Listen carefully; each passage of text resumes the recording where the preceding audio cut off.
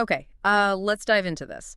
We're looking at a topic that, well, it feels like it's everywhere right now. Semaglutide, weight loss. Right. Absolutely. But if you're expecting the usual conversation, prescriptions, side effects, calories, maybe think again. Yeah, definitely. Yeah. What we've got here, the source material, it looks at this whole thing through a really different lens. Totally different. We've got mainly a personal reflection from someone who met this guy, Dan Hollis, and then there's this description of his framework. His human-centered framework for semaglutide and weight loss. That's what he calls it. And it really pushes back against the standard way of thinking. Yeah, so our mission really is to explore that perspective today. Because the interesting thing, the hook, is that this guy, Hollis, his approach isn't actually about selling weight loss. Not really. No, it introduces these other concepts you wouldn't normally link to it, like Yeah. silence, truth, confusion, even identity. It's pretty deep stuff. And when you read it, it does make you pause. It might genuinely make you rethink, everything you thought about why weight loss is such a struggle for so many people. Mm-hmm. So let's start there. The first source highlights this core idea of the conventional wisdom. The world thinks being overweight or fat is just about food, right? Right. Calories in, calories out, discipline, willpower, all that stuff you can, measure and try to control. That's the story we always hear. That is the dominant narrative, yeah. Mm-hmm.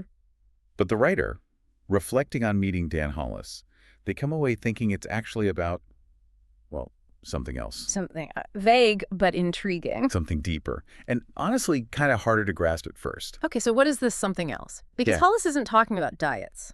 The source says his angle is decoding emotional amnesia. Decoding emotional amnesia, that phrase itself just stops you. Right. It immediately shifts the focus. It's not metabolic anymore. It's memory, emotion, the unconscious maybe. Yeah. And this is where that quote from Hollis really stands out in the source material. He says, "Semaglutide gives you silence, and silence gives you truth." Whoa. Okay. Silence gives you truth. Let's just unpack that. Semaglutide, a weight loss drug. Its main gift is silence. What does the source mean by that? Well, the explanation given is that for a lot of people who struggle with weight, their inner world is just noisy, really noisy. Okay. It's filled with what the writer calls food talking. Constant thoughts about eating, cravings, guilt about what you ate, planning the next meal. Oh, I see. That internal chatter. Exactly. Obsessing. And this medication, by lowering the physical drive to eat, it apparently just turns the volume way down on all that internal noise. So the silence isn't literal silence, it's quieting the food noise. Precisely. And the source claims that for some people, stepping into that quiet, it's the first honest moment they've had in 20 years. 20 years of never really hearing themselves over the food talking. Wow. That's intense. It really is. Yeah. And it reframes the whole idea of failure, too. Like, if someone stops the drug. Yeah. Hollis suggests they don't just relapse back into hunger, they relapse into confusion. Confusion. Why confusion? Wouldn't it just be, the hunger coming back, the noise? Well, the source suggests that the silence itself, while it sounds great, can actually be kind of terrifying for some people. How so? It can feel like losing a favorite lie. Maybe that constant focus on food, the noise, was actually serving a purpose. Like a distraction. Yeah, maybe masking uncomfortable feelings or avoiding difficult truths. Maybe it provided some weird sense of comfort or control. So when the noise suddenly stops, bam, you're face to face with whatever you were using the food noise to avoid. And that's confusing, disorienting. Profoundly confusing, the source implies. Okay, so the real issue wasn't necessarily the food itself, but what the focus on food was maybe papering over. That seems to be the idea. Which leads to this really powerful reframing that the first source talks about. The real headline, according to this view, isn't "lose weight fast." Right, or zap your appetite. No, it's "what if you weren't broken, just confused?" Ah, that shift. Broken versus confused, that's huge. It is. Broken feels permanent, like something's fundamentally wrong with you. Confused suggests a state you can understand, navigate, maybe find your way out of with the right map. Okay. And importantly, the source is clear. Hollis's approach isn't just about the pill. It's not just, here's your semaglutide, good luck. Not at all. It's very specifically about what you do with that quiet space the medication gives you, how you're guided through it. Right. He's described as building scaffolding in the space semaglutide opens. The drug creates the opportunity, the window, but the framework is the structure you need to actually build something meaningful in that space. Okay, the scaffolding, the structure. This brings us to the second source, which lays out the Dan Hollis protocol. Yeah, and it's described not as some rigid formula, but as a human-centered framework. Mm. And I thought this was interesting. It's framed as a conversation. A conversation. Between Yeah. what? Between your biology, which the drug affects your behavior, so your habits, and what they call your emotional blueprint, those deeper truths that kind of bubble up in the silence. Got it. Biology, behavior, blueprint. And the medication is the tool, the thing that opens the window to change. But the real work is engaging in that conversation, using the window. Okay, let's break down the parts of this framework then from that second source, the pillars of the scaffolding. First one, start with silence. Right back to that core concept. The quote here is, when the cravings stop, the truth begins. Okay. So the physical hunger turned down, you actually have the bandwidth, the capacity to just observe what emotions come up, what thoughts, what discomforts, things that may be used to just trigger reaching for food as comfort or distraction. And the instruction isn't fix it now, it's just listen. Just listen. Yeah. Listen to what surfaces in that new quiet. That's step one. Okay.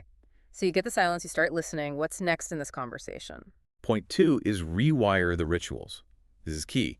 The source says, every pound lost is a habit that needs replacing, not just removing. Replacing, not just removing.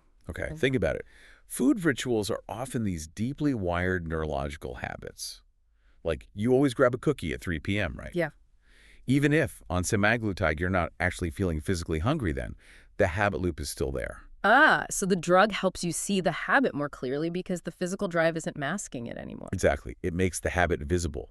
And then you can consciously choose something different. Instead of the cookie, maybe it's, I don't know, a quick walk, calling someone, writing in a journal. You actively replace the old ritual. Which leads to something I found really fascinating. Right. Point three, anchor identity before the weight drops. Yes. This was highlighted as absolutely critical. The quote is stark. Your body changes faster than your identity. That's Yeah. the trap. The trap. People might see the scale moving down, maybe quite fast, but their internal sense of self, who they are, who they believe themselves to be, their self-worth, their ingrained patterns that can lag way behind the physical changes. So you're looking different, but you still feel like the old you inside, the one who struggled. Precisely. And the framework argues this mismatch, this gap, is a huge reason why people regain weight. Because if your underlying identity still says, I'm someone who struggles with food, I use food to cope, I don't really deserve this success. Your brain kind of pulls you back, tries to make the outside match the inside again. That's the idea. It can unconsciously sabotage your progress to bring reality back into line with that old internal story. So this identity work, even though it's invisible, the source claims it's actually more important than the bounds coming off. You have to actively ask, who am I becoming now? And start anchoring that new identity. That makes a ton of sense. It's like your software needs an update to match the new hardware. Exactly. Good analogy. Okay, point four is pace the process. Right. Fast results don't mean lasting results. Pacing is protection. This really pushes back against that lose 30 pounds in 30 days mentality. Yeah. Hollis advocates for metabolic pacing, not speed. But it's not just about letting your body adjust physically. Mm-hmm. Your emotional self, your psychological self needs time too. Time to process the truths coming up in the silence, time to build those new rituals, time to integrate that new identity. So trying to go too fast, even if the drug allows it physically, could lead to a kind of emotional or psychological crash. That's the warning. Rushing the internal integration can lead to collapse later on. Pacing protects the whole system. Speed isn't the goal, sustainable changes. Okay, what about the end game? Point five. Plan the off-ramp from day one. I mean, this feels a bit weird at first, doesn't it? You're just starting. Why think about stopping? But the argument is the real work begins after the medication. Because relapse, when it happens, often isn't because the drug wore off.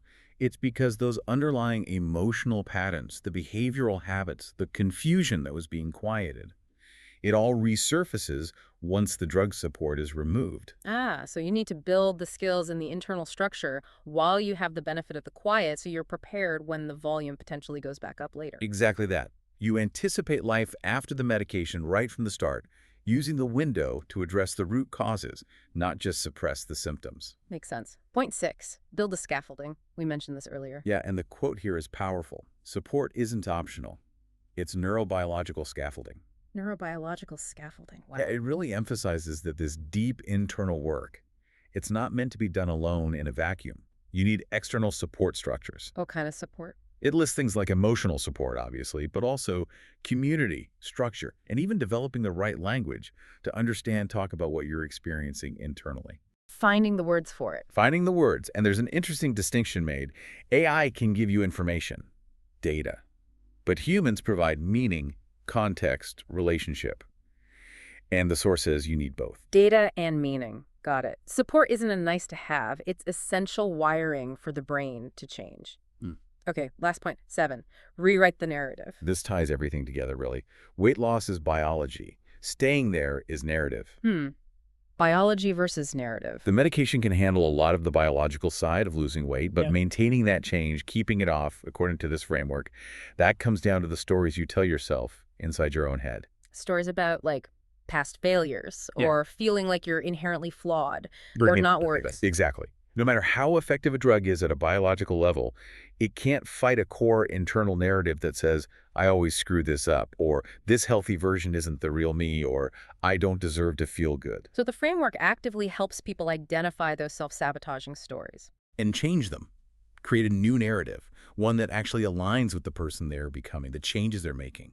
So, okay, looking at all 7 points, the silence, the rituals, identity, pacing, planning the off-ramp, scaffolding, narrative, it really is a massive shift, isn't it? It's huge. It moves the whole conversation away from just biology and willpower. Towards identity. Towards identity, yeah. Away from just seeing the medication as a magic bullet. With seeing it as a tool for finding deeper meaning. Right. And shifting from shame about being broken. To building structure around being confused, understanding the confusion. And moving from just experiencing the initial silence. To having a proactive strategy for what to do with that silence and beyond. And this, the source argues, is how real transformation holds.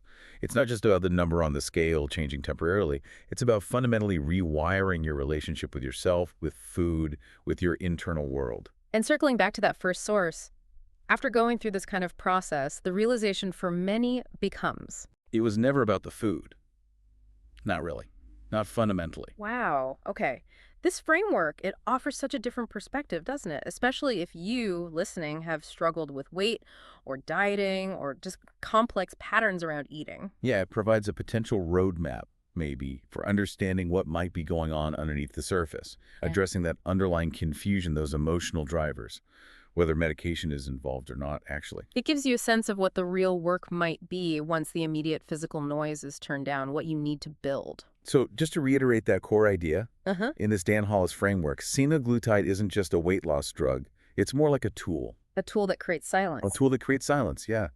And that silence opens a window, offered onto some pretty uncomfortable truths, requiring real, intentional work, the scaffolding, the identity anchoring, the narrative rewriting, to build something that actually lasts. So a final thought then, maybe for you listening, if this idea resonates, that silence gives you truth.